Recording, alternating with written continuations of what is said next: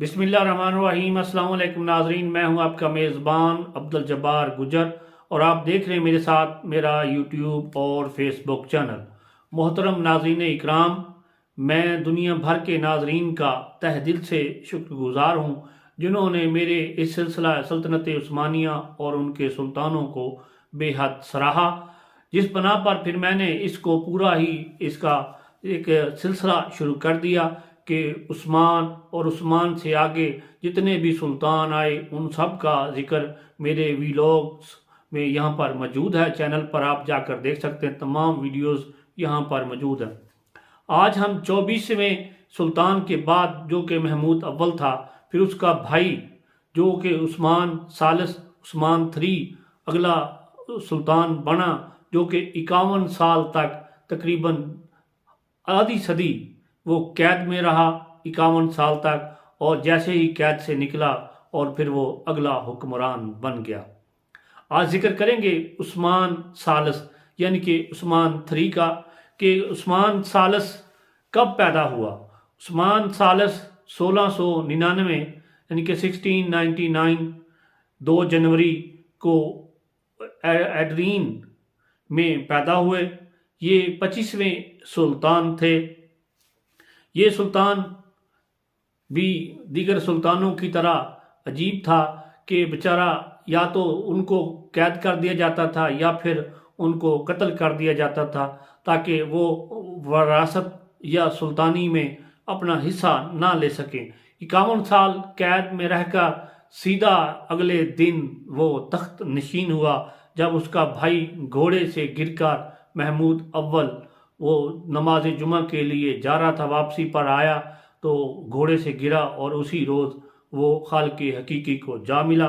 और उसके बाद फिर उस्मान सालिस की किस्मत जागी और 51 साल बाद उस्मान सालिस सीधा कैद के बाद अगला तख्त नशीन हुआ और वो यानी कि उस्मान का वारिस और सल्तनत उस्मानिया का वारिस बन गया, 25वां वो सुल्तान बना। मुस्तफ़ा सानी और वालदा सुल्तान जो थी शाहसवार जिनका नाम था, ये इनकी वालदा थी। महमूद अव्वल की वफ़ात के बाद फिर इनको तख्त मिला। 13 दिसंबर 1754 को ये तख्त नशीन हुआ। तख्त नशीन होते ही इसने शराब नोशी पर पाबंदी लगा दी, पर्दे का एक ख़ास इंतज़ाम कर दिया और दिगर जितने मज़ाहिब के लोग थे हर मज़ाहिब का अलहदा लिबास मुतय्यन कर दिया। मोहतरम नाज़रीन इकराम, लोग कहते हैं, मौरख ये लिखते हैं, लिखने वाले ये कहते हैं कि ये जितनी भी इनमें अच्छाइयाँ या मज़हब के साथ रगबत थी तो ये इस वजह से थी कि इनकी वालदा सुल्तान जिसे कहा जा रहा शाहसवार, वो एक मजहबी औरत थी। इसी वजह से ये जो तमाम रंग उस्मान सालिस में नज़र आते हैं ये अपनी वालदा की वजह से थे। तकरीबन 2 साल हुए ही थे कि इनकी वालदा इस दुनिया फ़ानी से कूच कर गई। इस दुनिया से रुखसत होने के बाद यानी कि वालदा सुल्तान जाने के बाद ये बड़े गमज़दा हुए। फिर इनके साथ एक और सानिया हुआ। महमद जो इनका बेटा था वो अचानक एक ऐसी बीमारी में मुब्तला हुआ कि इस दुनिया से वो भी रुखसत हो गया। फिर इनके बाद एक तीसरी आफत आई कि जो इनका एक जहाज़ प्यारी बेड़ा आ रहा था वो समुद्र में गर्क हो गया, जिससे तकरीबन 600 अफराद हलाक हो गए और ये 3-4 इनको सदमे वाली बातें थीं।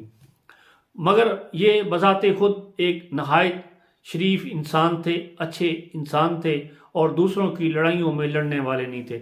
उस वक़्त यूरोप और दीगर ममालिक में बेशुमार लड़ाइयाँ थी, वो एक दूसरे के साथ बरसरे पेकार थे, मगर ये उन मुआहदे के तहत इन्होंने उनकी किसी जंग में हिस्सा नहीं लिया।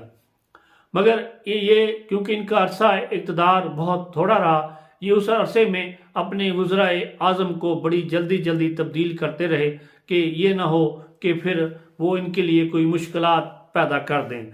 इस तरह फिर ये सिलसिला चलता रहा। जैसे मैंने बताया, औरतों के लिए हिजाब شراب پر پابندی اور موسیقی پر جتنے موسیقار تھے وہ محل میں ان سب کو نکال دیا اور موسیقی پر باقاعدہ پابندی لگا دی گئی۔